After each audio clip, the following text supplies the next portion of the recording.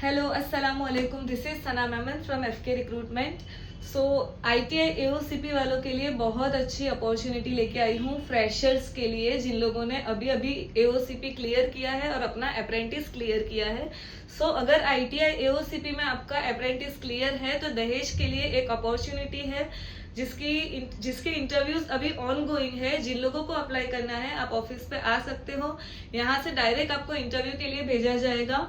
And इसकी salary भी बहुत अच्छी है, साथ में कंपनी ट्रैवलिंग और कैंटीन भी प्रोवाइड करती है।